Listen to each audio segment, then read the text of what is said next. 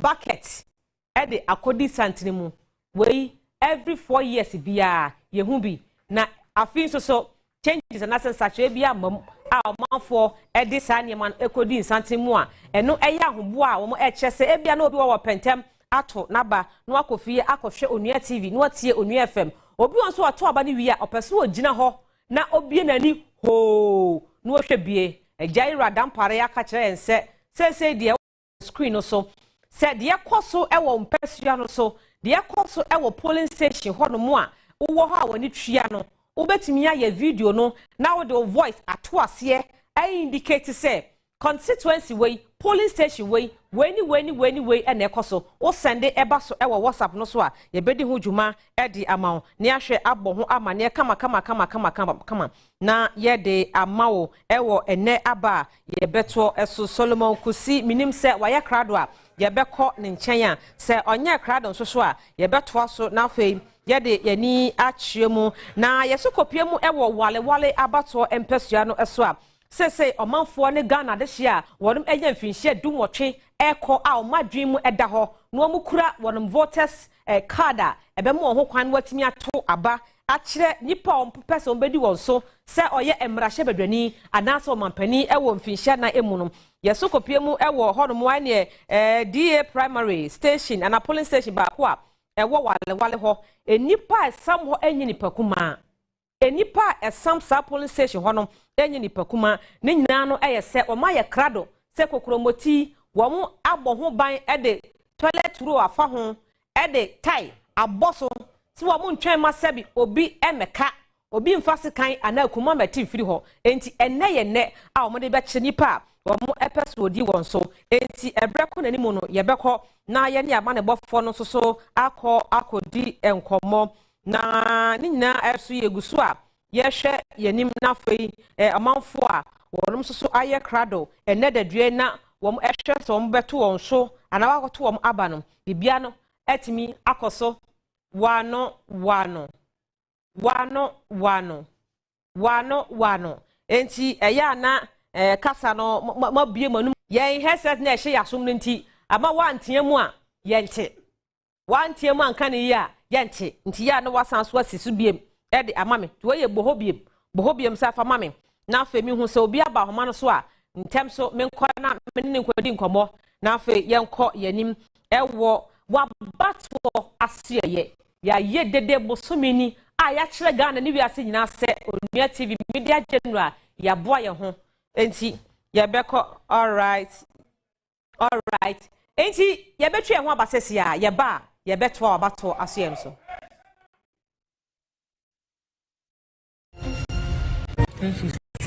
yeah.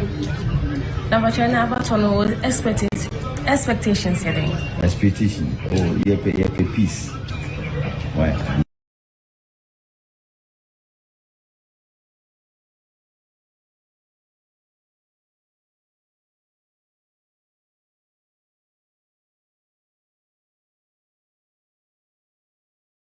When we be happy, I have peace. Number Chatham Bella will be doing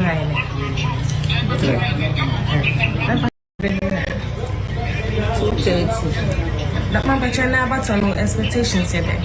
Oh, expectation is especially free and fair. Number China but do time. Oh, but that expectations here. They say I'm talking yes. Maybe I'm too fine. I said, but tomorrow, Asana.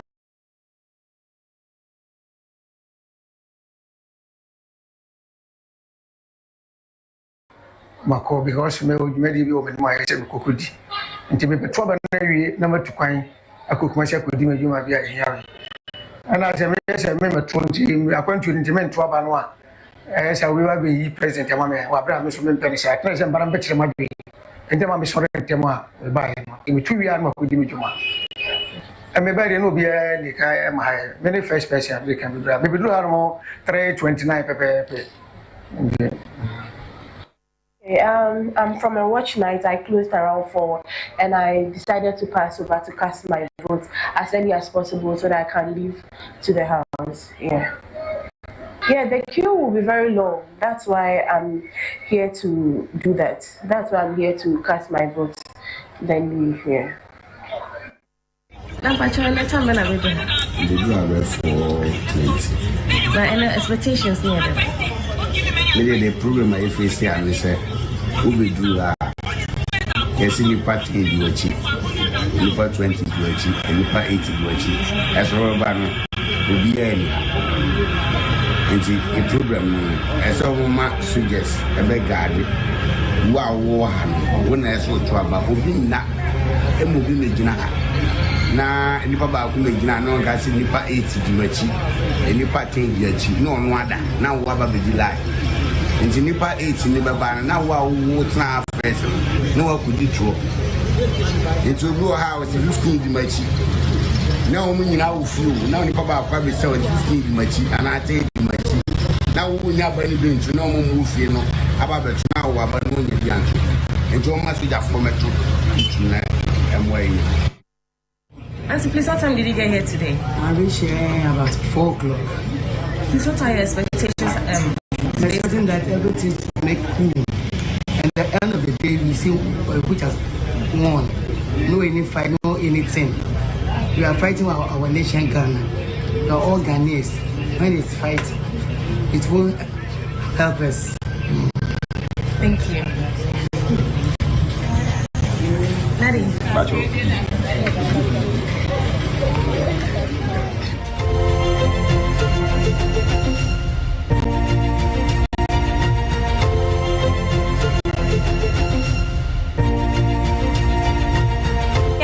Fobi ena otese na wonom ene amane bofo edi nkomo no wutim se ahoboa no aye krad obia ye nadwen se ene wo beto aba enti ukọ ntem wa na beto no ntem o se papa ba akose wontena ho ema obi emeto aba enyi o mampani ebedi no so enu nti sa asem we kura mpo no amira na tudwa no won so ma honya ha dware na kogodi nsantene mu kwoto aba na kire wotumi na ene pe ena Ghana ya mamra ema menu mienu ho kwan se yesusu ye betumi akasa ewo abatoɔ kwan so ye kasa na wi a ye tumi na asa emfie na ya ka no akodi ya manyokofo ensem na se amanyofo ensem ewo ho ene ye somo na sane enura ye tena se na ye bɔ mu amane ede kyerɛ mu no enye me nko a ena me ba bedi dwumadi ene team A yaba mikojo aye krado sanso ena JB wa ye krado Auntie Ama, Miss Nancy, Auntie B, Mr. Nuyama Yadamasepa, Mama, Yahuse JB, suit Efatano, Yadamasepa Papa. Because you're good morning. Good morning, Mr. Mamuina Akwaba officially about election 2024 today. I'm say Ghana, 4th Republic, Abatoɔ Asoeɛ, 1992. 1992, Yaba on the 3rd of November. Parliamentary elections no na SSA yetono 9 December and then 29th December His Excellency Fly Lieutenant Jerry John Rawlings, that time the head of state and the president-elect. Then we got to 1996. Anna John Ajekum Kufuor and Omampeni Dada Rawlings. If it's 1992, on a Professor Edu Albert Edu Buahin and a contest here. So 1996. Na memeneda. But one elections ni na titru parties ni mienu na obia eniwa na nekrada sa edano. Rawlings and Kufuor obia no ye wo memeneda. And ye bedu 2000. 7th December na and also yawada sa yawada no Kufuor now no echo it's Professor Mills and Nana Adodankwa no Kufuor and Mills na obiye ni hwa yawo no yawada wo mienu na yawo mu fiada Fifi and Kofi. Then we got to 2004, same pair Kufuor and Professor John Evans, Fifi at Mills. Women in Annie, Fifi, Kofi, Fiada, na Abani yet tono, a brother Tuesday. And yebedu December 7, 2008. Nana Addo Dankwa Akufo Addo and Professor John Evans Fifi at Mills. Nana Addo Dankwa Akufo Addo yewonu wukiada and Professor Mills yewono efiada. Na so abano yetono kwesiada. And about 2012. 2012 John Dramani Mahama yewono memeneda Nana Addo Dankwa Akufo Addo yewono eye wukiada and so abano yetono efiada. And yebedu 2016 and the very first time obi ejina se yento ne soaba se Ghana mampania dana ye to abano na eye ne krada eye Nana Addo Dankwa Akufo Addo etino eye 2016 ye to abano wukuada na ye Akufo Addo da ye de wo no na ye ne kra eda efise odekwaku ene ye to abano eye wukuada etino woni obi a ne krada ye bibi egura oboa ebe yire enti Mahama huriko na ohuriko na ohuriba mekai kwaku ayedo ho the nituam pass ade olusu ose we are in a comfortable lead then so na eye wukuada kufa do kukuru jo Mahama de ne kosoro no hwe ni nyame anim eno say hey zonam zo na sum pai e fom gogoro Mahama ni aye ko asobeti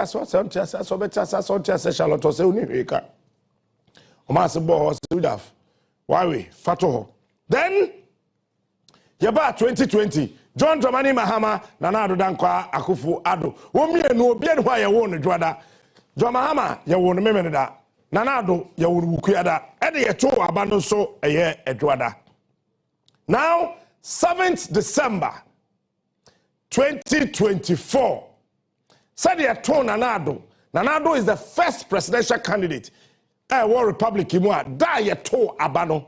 Sa da no ye wo no ne krada eno no. And I repeat, this is the second time.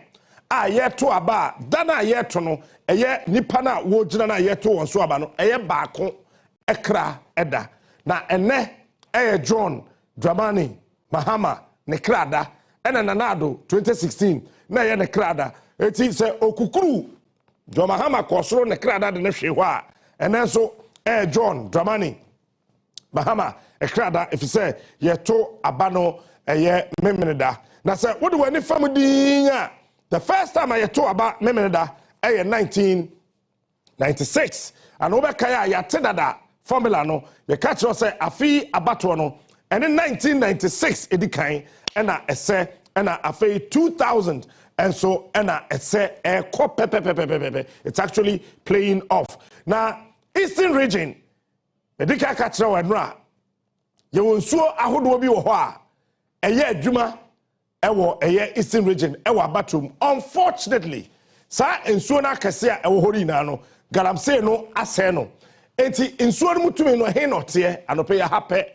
na obete se da be ya wo ko ba bi a na kwate aka say ya te dada captain akan ena eno esi eye na afei eno achi no wo hwa eniama no se de esi eko eye ena anope no Ghana ye din Ghana ye boko ye ba ye drive ya ye ba adwum no timu se obia won pese omko adwuma eko won pese omko ton made eko ena afei wo hwe other polling stations a wo se omo hihye eniama no ewo ho officially mamema won ti ase Abato we obia no wo betimi akova ne yie akamu asama kire wo yie akire wo de ebeko yie akosi mu yie echen onua if you say yen de hano officially in central Germany name no ye na ye Abatoɔ Asoeɛ. This is the election ye kwa one enipa ye ni da won so 1992 ye kwa akoto aba na president bi anhui na vice president bi anhui 1996 ye kwato aba na president bi anhui na former vice president bi a enwuye but ekeka ba ya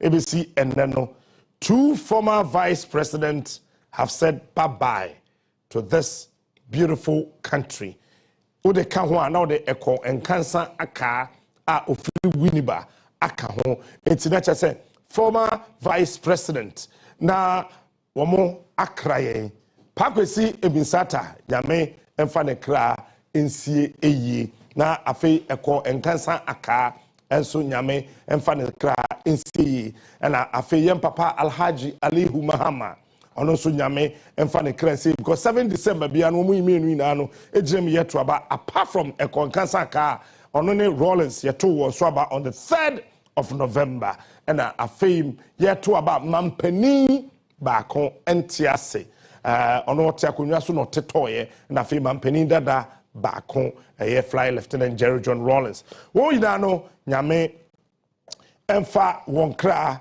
ensie eyie na 7 December bia no akwanhyiasi every 7th December accident si ena wo hwɛ Ghana Abatoɔ ni na mu nso a obɛte aseɛ sɛ ɛtɔda nkɔfɔ kɔyɛ campaign ɛwɔ musie ɛsie baby ɛsie nipa efunu a ɔmo wɔ no nkrɔfɔ ɛkɔyɛ campaign